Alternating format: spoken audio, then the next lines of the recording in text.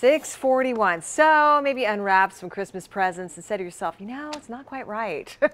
You are not alone. Believe it or not, Americans return nearly $90 billion worth of holiday gifts every year. And today we are breaking down everything you need to know when it comes to the great return. 7 Action News reporter Matthew Smith joins us live in Southfield. Matt, it sounds like stores will almost be as busy as they were when they were actually selling those items. Yeah, you're going to see lines at those return exchange spots inside of stores. And the reality is you just said it, billions and billions of dollars get returned. It's hard to wrap your head around that, but so many of us, we get these for Christmas now. We get boxes from Amazon or other retailers online. You can return those as well. You'll need some information. We've got that link back at WXYZ.com. But for instance, they try to do things for Christmas. They realize this is going to happen. So usually you only get 30 days. Anything that you actually got for Christmas, you have until January 31st. They give you a little bit of extra time. But the reality is, even if you didn't use an online retailer to get those gifts, the chances are you should start there when it comes to the return process to avoid that line.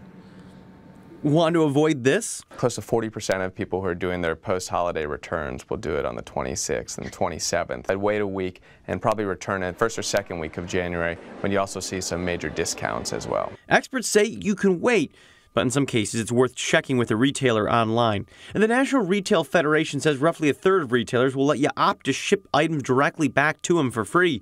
Either way, you want to check online before you head to the store. Now, some stores offer as little as 15 days to return items. Others, like Walmart, are closer to 90 days. But perhaps you feel guilty. So we deal with that all the time. So returns are basically a no-no for me. Yes, some still say skip the gift receipts. Don't return, but more and more people seem to be saying, send it back. I don't worry about it, no.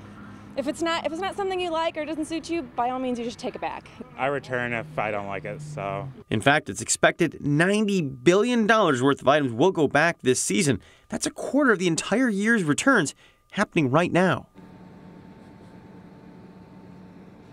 So you want to avoid the line, right? Don't show up without all the information. Just recently at WXYZ.com, I posted a number of the major retailers' policies. It's always best to make sure you know before you get in the line, especially if you're returning the 26th or the 27th. You heard it, 40% of people returning those days. So if you can, wait a little bit of time, but definitely make sure you know what you need to have as you get in the line. Nothing is worse than having to return one more time to that return line. Yes, we can wait and make this longer and longer if we have to, but we're trying to avoid that, right?